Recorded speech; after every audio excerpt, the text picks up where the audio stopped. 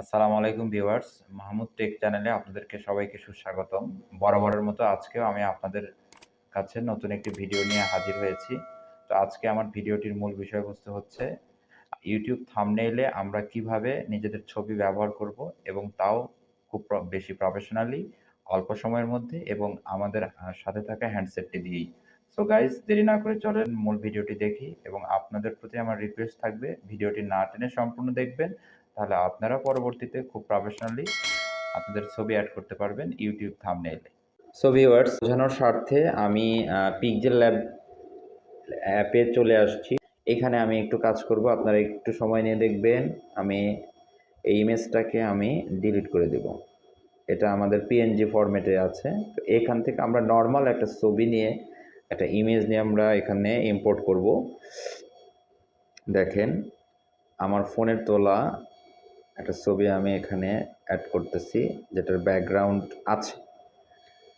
আপনারা সবাই দেখে থাকবেন যে আমি আসলে এই ছবিটাকে সিলেক্ট করলাম। আচ্ছা, তো পিক্সেল ল্যাবে কিন্তু ছবি এডিটিংয়ের তেমন কোনো অপশান নেই। জাস্ট এই ছবিটাকে আমার থাম্বনেইলে অ্যাড করে দিতে হবে। তো এই ছবিটাকে আমরা একটু ছোট করছি।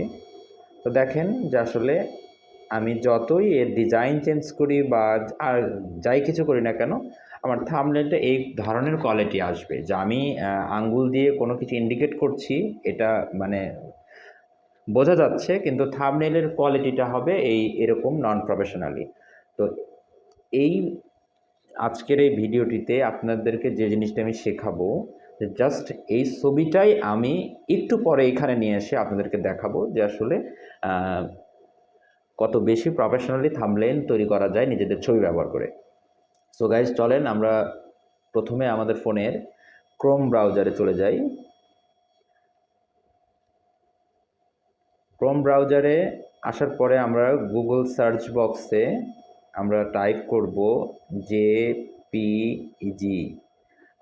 এখানে অলরেডি চলে আসছে, কারণ আপনারা জানেন আমরা ফোন থেকে যে ছবিগুলো উঠাই সেগুলো কিন্তু সব জেপিজি ফরম্যাটে চলে যায়।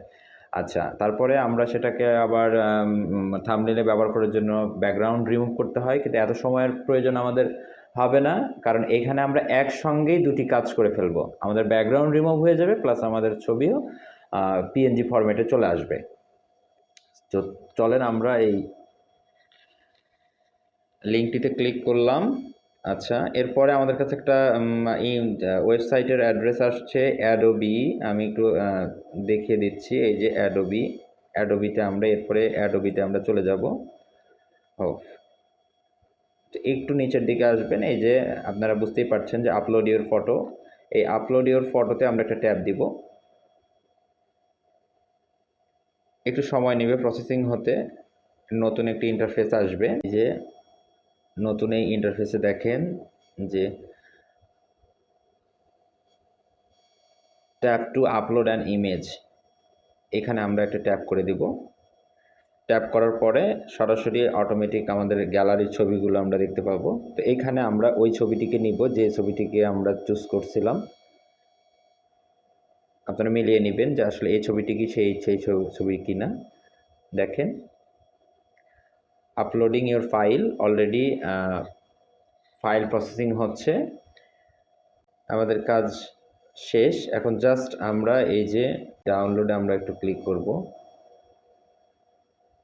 দেখছেন যে অলরেডি দেখাচ্ছে এক্সপোর্টিং ইউর ফাইল। এই ফাইলটি সরাসরি আমাদের গ্যালারিতে আপলোড হয়ে যাচ্ছে পিক্সেল ল্যাবে।